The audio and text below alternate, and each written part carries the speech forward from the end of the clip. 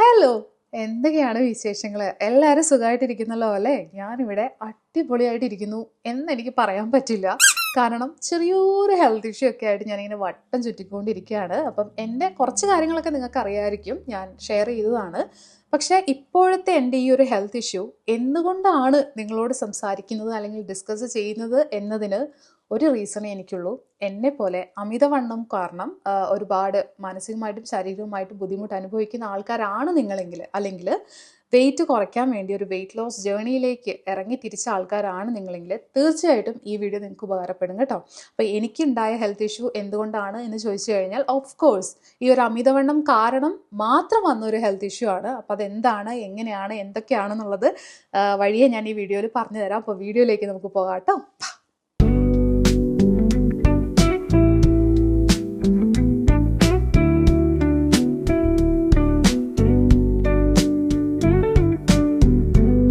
അപ്പോൾ എന്നെ ആദ്യമായിട്ട് കാണുന്ന ആൾക്കാർക്ക് വേണ്ടി പറയുകയാണ്, എൻ്റെ പേര് ആര്യ എന്നാണ്. ഒരു 98 കിലോ ഉള്ള സമയത്താണ് കേട്ടോ ഞാൻ എൻ്റെ വെയിറ്റ് ലോസ് ജേർണി സ്റ്റാർട്ട് ചെയ്യുന്നത്. അപ്പോൾ എല്ലാവർക്കും അറിയുന്ന പോലെ തന്നെ നമ്മൾ വെയിറ്റ് ലോസ് ജേർണി സ്റ്റാർട്ട് ചെയ്യുന്നു, പല കാര്യങ്ങൾ കൊണ്ട് നമുക്കത് ഇട്ടിട്ട് പോകാൻ തോന്നും. അങ്ങനെ എനിക്ക് ഒരുപാട് തവണ ഈ ഒരു ജേർണി സ്റ്റാർട്ട് ചെയ്യുന്നു, ഡ്രോപ്പ് ചെയ്യുന്നു. ഈ ഒരു കലാപരിപാടി കുറേ തവണ ഞാൻ ചെയ്തിട്ടുണ്ട്. പക്ഷേ ഏതോ ഒരു പോയിന്റിൽ എൻ്റെ ഉള്ളിലുണ്ടായ ഒരു തിരിച്ചറിവ് കാരണം ഞാനിത് കൺസിസ്റ്റൻ്റ് ആയിട്ട് കൊണ്ടുപോവുകയും ഒരു 13 കിലോളം ഞാൻ ഒറ്റയടിക്ക് കുറയ്ക്കുകയും ചെയ്തു. ഒറ്റയടിക്ക് എന്ന് പറഞ്ഞാൽ ഒരു 4 മാസം കൊണ്ടാണ് കേട്ടോ, 4 അല്ലെങ്കിൽ 5 മാസം മാക്സിമം. അതുകൊണ്ടാണ് ഈ ഒരു 13 കിലോ കുറച്ചെടുത്തത്. അതിനുശേഷം എനിക്ക് തന്നെ ഉള്ളിലൊരു ആത്മവിശ്വാസം തോന്നി, ഓക്കെ എനിക്കിത് പറ്റും, എന്നെക്കൊണ്ട് സാധിക്കും. അപ്പം ഞാൻ വിചാരിച്ചു, ഓക്കെ അങ്ങനെയാണെങ്കിൽ ഒരു യൂട്യൂബ് ചാനൽ തുടങ്ങാം. അപ്പോൾ ഈ ഒരു ആക്റ്റീവ് ആവുന്നതിൻ്റെ, മെൻ്റലി നമ്മൾ അല്ലെങ്കിൽ ഫിസിക്കലി ആക്റ്റീവ് ആവുന്നതിൻ്റെ ഒരു മുന്നോടിയായിട്ട് ചെയ്തൊരു കാര്യമാണ് കേട്ടോ യൂട്യൂബ് ചാനൽ സ്റ്റാർട്ട് ചെയ്യുന്നു കാര്യങ്ങളൊക്കെ. അങ്ങനെ യൂട്യൂബ് ചാനൽ സ്റ്റാർട്ട് ചെയ്തു. അപ്പോഴാണ് എനിക്ക് മനസ്സിലായത്, എന്നെ പോലെ ഒരുപാട് ആൾക്കാർ അമിതവണ്ണം അല്ലെങ്കിൽ ഒബീസിറ്റി കാരണം ബുദ്ധിമുട്ടുന്ന ഒരുപാട് ആൾക്കാരുണ്ട്. അപ്പോൾ അവർക്കൊക്കെ കുറേ കാര്യങ്ങളിലൊക്കെ എൻ്റെ കാര്യങ്ങൾ കണക്റ്റ് ആവാൻ പറ്റുന്നുണ്ട്, അല്ലെങ്കിൽ ഞാൻ പറയുന്ന കാര്യങ്ങൾ നിങ്ങളെ മോട്ടിവേറ്റ് ചെയ്ത് നിങ്ങൾക്ക് ബോഡി വെയിറ്റ് കുറയ്ക്കാൻ സഹായിക്കുന്നുണ്ട് എന്നൊക്കെ അറിഞ്ഞപ്പോൾ ഒത്തിരി സന്തോഷം തോന്നി. അങ്ങനെ ഞാൻ എന്ത് ചെയ്തു, ഒരു 30 days weight loss challenge start ചെയ്തു. എൻ്റെ ചാനലിൽ കിടക്കുന്നുണ്ട്, അപ്പോൾ നിങ്ങൾ കാണാത്ത ആൾക്കാരാണെങ്കിൽ തീർച്ചയായിട്ടും അത് പോയി കാണാം കേട്ടോ. അങ്ങനെ നമ്മൾ ചലഞ്ച് സ്റ്റാർട്ട് ചെയ്യുന്നു. ഓരോ ദിവസവും ഈച്ച് ഡേ ഞാൻ വീഡിയോ അപ്ഡേറ്റ് ചെയ്യുന്നു, കാര്യങ്ങൾ എൻ്റെ വെയിറ്റ് അപ്ഡേറ്റ് ചെയ്യുന്നു, കാര്യങ്ങളൊക്കെ ചെയ്യുന്നു. അത് കണ്ടിട്ട് നിങ്ങൾക്കും ഒരു ഉള്ളിലൊരു ഇൻസ്പിറേഷൻ തോന്നി, നിങ്ങളും അതുപോലെ ചെയ്തു. എൻ്റെ ഒരു 4 കിലോ എനിക്കന്ന് കുറയ്ക്കാൻ പറ്റി. അതായത് 84-ലാണ് ഞാൻ സ്റ്റാർട്ട് ചെയ്തത്. അതൊരു 80 കിലോളം എനിക്ക് കുറയ്ക്കാൻ പറ്റുന്നു. അതുപോലെ തന്നെ ഒരുപാട് പേർക്കും അതിൻ്റെ ഒരു റിസൾട്ട് കിട്ടിയിട്ടുണ്ടായിരുന്നു. കുറേ പേർക്കൊക്കെ 5 കിലോളം കുറഞ്ഞു, ചിലർക്ക് 6 കിലോ കുറഞ്ഞു, ചിലർക്ക് 2 കിലോയെ കുറഞ്ഞിട്ടുണ്ടായിരുന്നു. അങ്ങനെ കുറേ ആൾക്കാർ ഇടയ്ക്ക് വെച്ച് ജോയിൻ ചെയ്തിട്ടുണ്ടായിരുന്നു. അങ്ങനെ എങ്ങനെയൊക്കെയോ അല്ലേ, നിങ്ങൾക്ക് അറിയാമല്ലോ, കുറേ പേർക്കൊക്കെ അറിയാവുന്ന കാര്യമാണ്. നമ്മളൊരു 4 കിലോ കുറച്ചു. അന്ന് എനിക്ക് ഒത്തിരി സന്തോഷം തോന്നി കേട്ടോ. നിങ്ങളുടെ പേഴ്സണൽ മെസ്സേജസ്, നിങ്ങളുടെ കമൻസ് ഒക്കെ എൻ്റെ ഉള്ളിൽ ഒരുപാട് സന്തോഷം ഉണ്ടാക്കിയ കാര്യങ്ങളാണ്.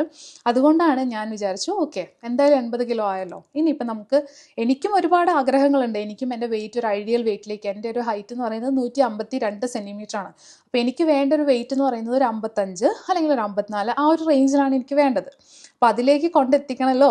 അതുകൊണ്ട് കൂട്ടത്തിൽ നിങ്ങളെയും കൂടെ കൂട്ടാം എന്ന് വിചാരിച്ചിട്ടാണ് 21 ദിവസത്തെ ഒരു വെയിറ്റ് ലോസ് ചലഞ്ച് ഞാൻ എഗെയിൻ ഫെബ്രുവരിയിൽ സ്റ്റാർട്ട് ചെയ്യാൻ വേണ്ടി ഇരിക്കുകയാണ്. ഫെബ്രുവരി 7-ാം തീയതി ഞാനത് സ്റ്റാർട്ട് ചെയ്യാൻ വേണ്ടി ഇരിക്കുമ്പോഴാണ് ഫെബ്രുവരി 5-ാം തീയതി എൻ്റെ നടുവിന് ഒരു മിന്നൽ പോലെ എനിക്ക് വന്നത് കേട്ടോ. അതായത് നമ്മൾ ഈ ഉളുക്കുക എന്നൊക്കെ പറയില്ലേ, അതുപോലെ. ജസ്റ്റ് ഒന്നും ചെയ്തില്ലടാ, നമ്മൾ ഈ കസാരയിൽ ഇരുന്ന് എഴുന്നേക്കത്തില്ലേ എന്ന് പറയുന്ന പോലെ ഇരുന്നിട്ടൊന്ന് എഴുന്നേറ്റതാണ്. പെട്ടെന്ന് നടു ഇങ്ങനെ മിന്നി പിടിക്കുന്ന ഒരു ഫീലായിരുന്നേ. അപ്പോൾ എനിക്ക് പെട്ടെന്ന് എൻ്റെ ഒരു കാര്യം എന്താണെന്ന് വെച്ച് കഴിഞ്ഞാൽ, ഞാൻ അപ്പം തന്നെ ബോധം കെട്ട് വീണു. അതിൻ്റെ റീസൺ എന്താണെന്നുള്ളത് എനിക്ക് പിന്നെ മനസ്സിലായി, ഞാൻ പറഞ്ഞുതരാം. അപ്പോൾ ബോധം കെട്ട് വീണു. ഭാഗ്യത്തിന് വീട്ടിൽ ആളുണ്ടായിരുന്നു. ആളെന്നെ എടുത്ത് കട്ടിലൊക്കെ കിടത്തി എനിക്ക് ഉപ്പിട്ട നാരങ്ങ വെള്ളമൊക്കെ കൊണ്ടുതരുന്നു. പക്ഷേ ഞാൻ അൺകോൺഷ്യസ് ആയത്, എനിക്ക് കോൺഷ്യസ്നെസ് ഒക്കെ വന്നു, പക്ഷെ എന്നാലും വേദന സഹിക്കാൻ പറ്റുന്നുണ്ടായിരുന്നില്ല. നിങ്ങൾക്ക് കുറച്ച് പേർക്കെങ്കിലും അറിയായിരിക്കും, ഞാനൊരു അമ്മയാണ്. അപ്പം നമ്മൾ ഈ പ്രസവ വേദന എന്നൊക്കെ പറയുന്നത് എത്രത്തോളം വലിയൊരു വേദനയാണെന്ന് നമുക്കറിയാമല്ലോ. ആ സമയത്ത് പോലും ഞാൻ ഇത്രയും വേദന അനുഭവിച്ചിട്ടില്ല. അപ്പം നിങ്ങൾക്ക് ഊഹിക്കാവുന്നതല്ലേ ഉള്ളൂ, ഒരു ഉളുക്ക് വന്ന ഇത്രയും വേദന ഉണ്ടാവുമോ എന്നുള്ളത്. എനിക്കിതിന് മുമ്പ് ഉളുക്ക് വരാത്തത് കൊണ്ടും ഞാൻ മറ്റുള്ളവരോട് പറയുമ്പോൾ എൻ്റെ വേദന നമുക്ക് പറഞ്ഞ് ഫലിപ്പിക്കാനൊന്നും പറ്റില്ലല്ലോ. അപ്പം ഈ ഒരു സിംറ്റം, ഈ ഒരു വേദനയൊക്കെ വെച്ചിട്ട് മറ്റുള്ളവർ പറയുന്നത് കേട്ടപ്പോൾ ഞാൻ വിചാരിച്ചു, ഓക്കെ ഉളുക്ക് തന്നെ ആയിരിക്കും എന്ന് ഞാൻ അങ്ങോട്ട് വിധി എഴുതി. ഓക്കെ ഉളുക്കാണ് എനിക്ക് വന്നത് എന്നുള്ള രീതിയിൽ തന്നെ ഇരുന്നു.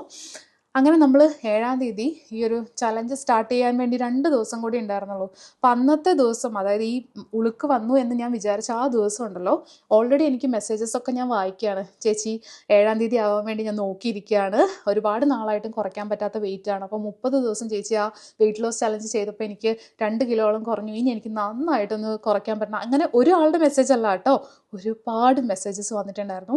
ഞാൻ ഭയങ്കര ഇമോഷണലി അതിലേക്ക് ഇറങ്ങിയ ഒരു സമയമായിരുന്നു. ആ ഉളുക്ക് വീണ സമയത്ത് എന്നെ മെൻ്റലി അഫക്റ്റ് ചെയ്തുകൊണ്ടിരുന്നത് ഈ കാര്യങ്ങളായിരുന്നു. എൻ്റെ വേദന ഒബ്വിയസ്ലി അതുണ്ട്, അത് എനിക്ക് സഹിക്കാം, ഓക്കെ, വേദന ഇതിനപ്പുറം ഞാൻ സഹിച്ചതാണ് വേദനകളൊക്കെ, അതുകൊണ്ട് ഇതെനിക്ക് സഹിക്കാൻ പറ്റുന്നതേ ഉണ്ടായിരുന്നുള്ളൂ. പക്ഷേ എന്നെ ഏറ്റവും കൂടുതൽ അലട്ടിക്കൊണ്ടിരുന്നത്, ദൈവമേ ഇനി ഈ 21 ദിവസത്തെ ചലഞ്ചിന് ഇവരൊക്കെ ഒരുങ്ങിയിരിക്കുകയാണല്ലോ, ഞാൻ എന്താ പറയുക, ഇത്രയും ആൾക്കാർ ഹോപ്പ് കൊടുത്തിട്ട് അവർ വെയിറ്റ് ചെയ്ത് നിൽക്കുകയാണ്. അതുകൊണ്ട് തന്നെ ഞാൻ വിചാരിച്ചു എന്തായാലും ഇങ്ങനെ വന്നല്ലോ, നമുക്കിനി ഒന്നും ചെയ്യാൻ പറ്റില്ല.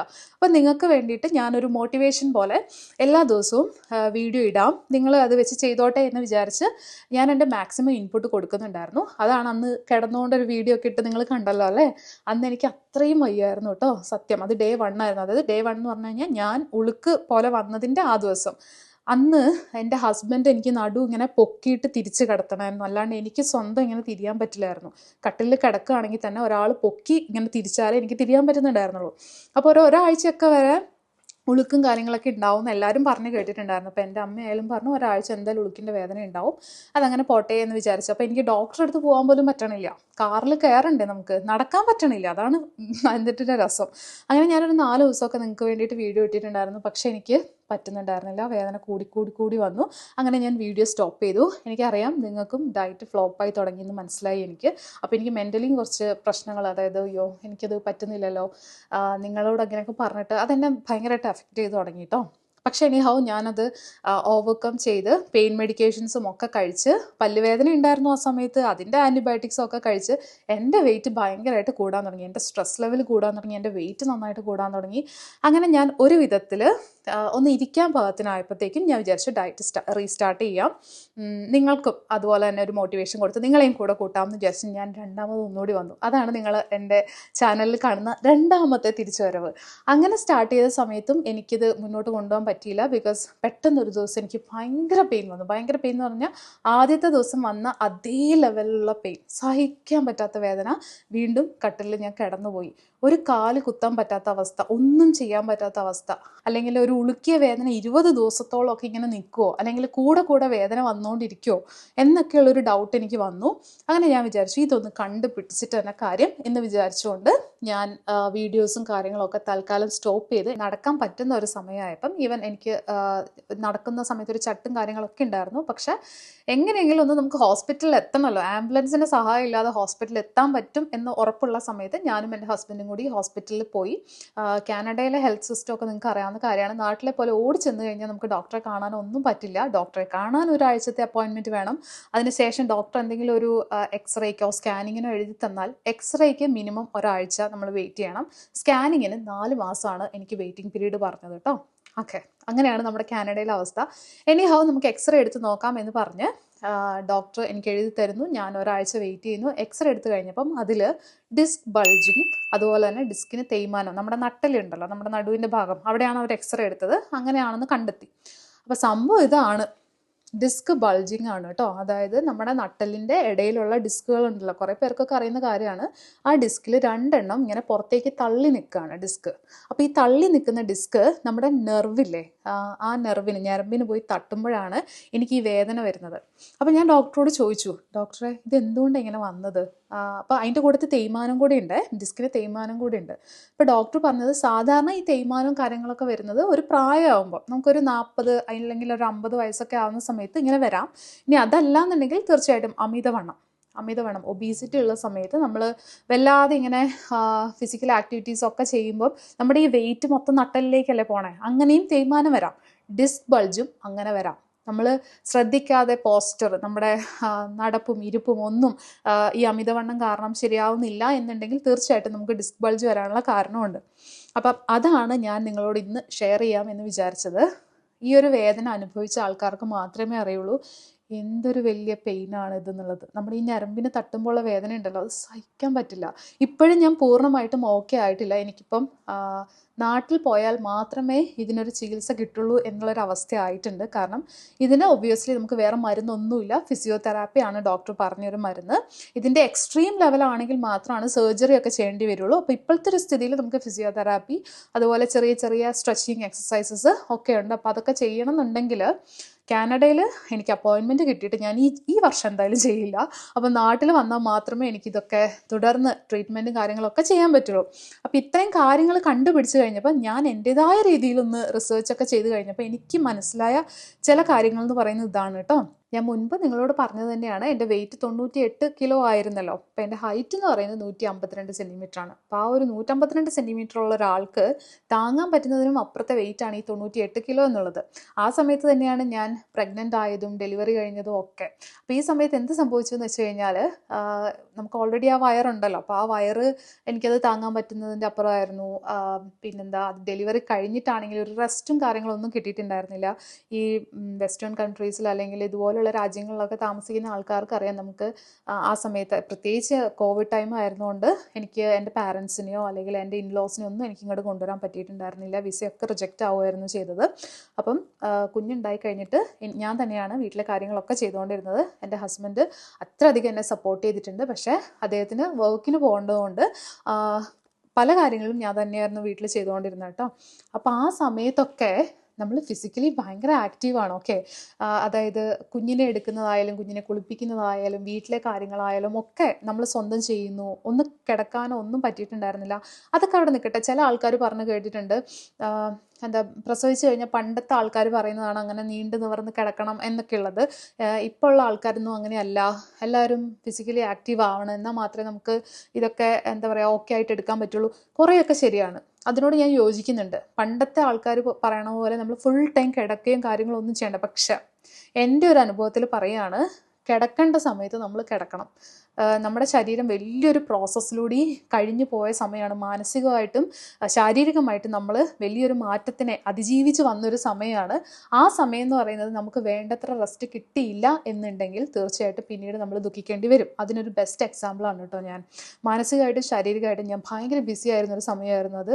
എനിക്ക് എൻ്റെ ലൈഫിൽ എന്താ നടക്കുന്നത് എന്ന് പോലും മനസ്സിലാക്കാൻ പറ്റാത്തൊരു സമയമായിരുന്നു. കാരണം കുഞ്ഞിൻ്റെ കാര്യങ്ങൾ നമുക്ക് നോക്കിയല്ലേ പറ്റുള്ളൂ. ആ ഒരു ടൈമിൽ ഞാൻ വെയിറ്റ് ഒക്കെ എടുത്തിട്ടുണ്ടായിരുന്നു. കുഞ്ഞിൻ്റെ വെയിറ്റ് അല്ല, കുഞ്ഞിന് അത്രയല്ലേ വെയിറ്റ് ഉള്ളൂ, പൊടി കുഞ്ഞല്ലേ.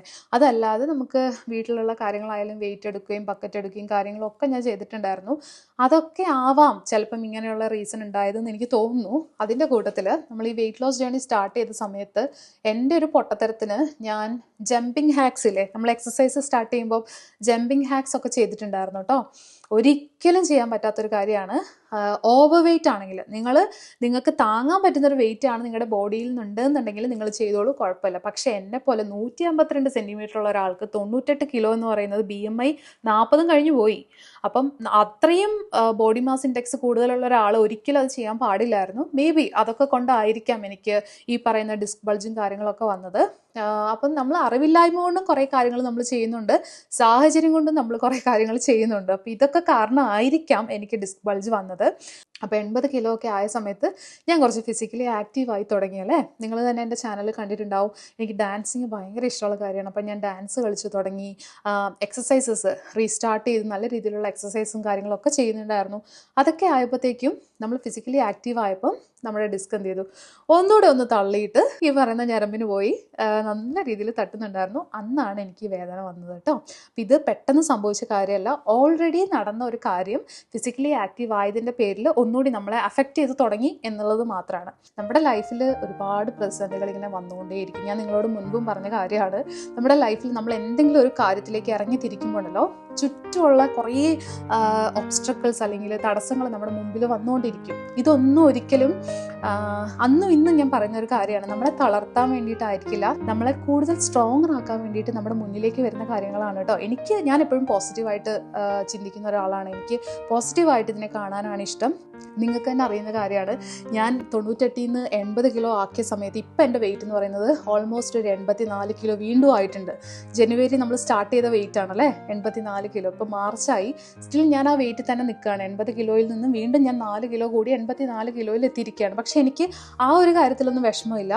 നമുക്ക് ക്ഷമയുണ്ടല്ലോ, നമുക്ക് ക്ഷമയോടുകൂടി വെയിറ്റ് ചെയ്യാം. അപ്പോൾ മുന്നിൽ വരുന്ന തടസ്സങ്ങൾ പയ്യെ പയ്യെ നീക്കി നമ്മുടെ ലക്ഷ്യസ്ഥാനത്തിലേക്ക് എത്തണം. നമ്മൾ തളർന്നിരിക്കേണ്ട ഒരാവശ്യമില്ല. ഈ ഒരു വീഡിയോ നിങ്ങളോട് ഷെയർ ചെയ്യാനുള്ള മെയിൻ കാരണം എന്ന് പറയുന്നത് തന്നെ ഇതാണ്. അമിതവണ്ണം അല്ലെങ്കിൽ ബോഡി മാസ് ഇൻഡെക്സ് ഒക്കെ ഇത്രയും ഹൈ ആയിട്ടുള്ള ആൾക്കാർ, 30-നൊക്കെ മുകളിലായിട്ടുള്ള ആൾക്കാരാണ് നിങ്ങളെങ്കിൽ ജമ്പിങ് ജാക്സ് പോലുള്ള എക്സസൈസസ് ഒന്നും ദയവ് ചെയ്ത് ചെയ്യരുത് കേട്ടോ. കാരണം അത് മുട്ടിൻ്റെ ജോയിൻസിനും നടുവിൻ്റെ ജോയിൻസിനും ഒക്കെ ഒരുപാട് ബുദ്ധിമുട്ടുണ്ടാക്കുന്ന കാര്യമാണ്. അതുപോലെ തന്നെ ഭയങ്കര റിഗ്രസ് ആയിട്ട് പോയിട്ട് എക്സസൈസും കാര്യങ്ങളും എത്രയും പെട്ടെന്ന് വെയിറ്റ് കുറച്ചേ പറ്റുള്ളൂ, അങ്ങനത്തെ ഒരു മൈൻഡേ നിങ്ങൾക്ക് പാടില്ല. ക്ഷമയോടുകൂടി സിസ്റ്റമാറ്റിക്കായിട്ട് കൺസിസ്റ്റൻ്റ് ആയിട്ട് ഫോക്കസ്ഡ് ആയിട്ട് നിങ്ങൾ വെയിറ്റ് കുറയ്ക്കാൻ ശ്രമിക്കുക.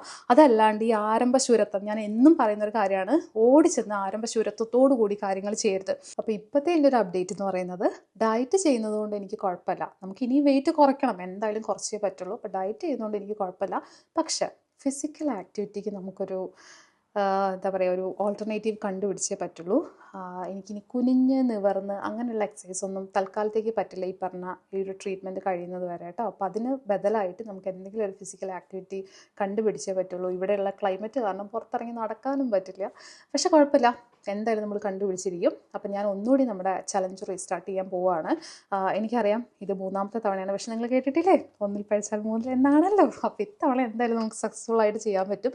ഇനി പറ്റിയില്ലെങ്കിലും കുഴപ്പമില്ല, ഒന്നുകൂടി ഞാൻ റീസ്റ്റാർട്ട് ചെയ്യാം, അത്രയേ ഉള്ളൂ.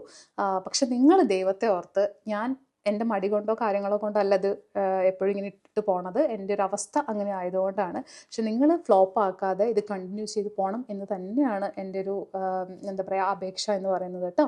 പക്ഷെ എനിക്ക് മനസ്സിലാവും, ആദ്യം നമുക്കൊരു മോട്ടിവേഷൻ കിട്ടിക്കഴിഞ്ഞാൽ പിന്നെ അങ്ങോട്ട് ആ പാവക്കുട്ടി അങ്ങോട്ട് പോയിക്കോളൂ അല്ലേ. അപ്പോൾ എന്നാണ് ഞാൻ റീസ്റ്റാർട്ട് ചെയ്യാൻ ഉദ്ദേശിക്കുന്നത് എന്നൊക്കെ ഇനിയുള്ള വീഡിയോസിൽ ഞാൻ പറയുന്നതായിരിക്കും. അപ്പോൾ ഇന്നത്തെ കാര്യം ഇത്രയേ ഉള്ളൂ. ഈ ഒരു അമിതവണ്ണം കാരണം എനിക്ക് കിട്ടിയ ഈ ഒരു ഡിസ്ക് ബൾജ് അല്ലെങ്കിൽ ഡിസ്കിൻ്റെ തേയ്മാനം, ഈ ഡിസ്ക് ബൾജും ഡിസ്കിൻ്റെ തേയ്മാനം രണ്ടും രണ്ടാണ് കേട്ടോ. ഡിസ്ക് ബൾജ് എന്ന് പറഞ്ഞു കഴിഞ്ഞാൽ ഡിസ്ക് തേയ്മാനം വന്നതുകൊണ്ടും ബൾജിങ് ഉണ്ടാവാം, അല്ലെങ്കിൽ അല്ലാതെയും തെറ്റിപ്പോകുന്ന കാര്യങ്ങളൊക്കെ ഉണ്ട്. അപ്പോൾ എൻ്റെ കേസിൽ എനിക്ക് ഡിസ്ക് ബൾജും ഉണ്ട്, ഡിസ്കിന് തേയ്മാനവും ഉണ്ട്. അപ്പോൾ അതെന്താണ് എങ്ങനെയാണ് എന്നൊക്കെ ഞാനും ഇപ്പോൾ പഠിച്ചുകൊണ്ടിരിക്കുകയാണ്. അപ്പോൾ ഇതിലൂടെ കടന്നു പോകുന്ന ആൾക്കാർക്ക് ചിലപ്പോൾ ഇത് റിലേറ്റ് ചെയ്യാൻ പറ്റും.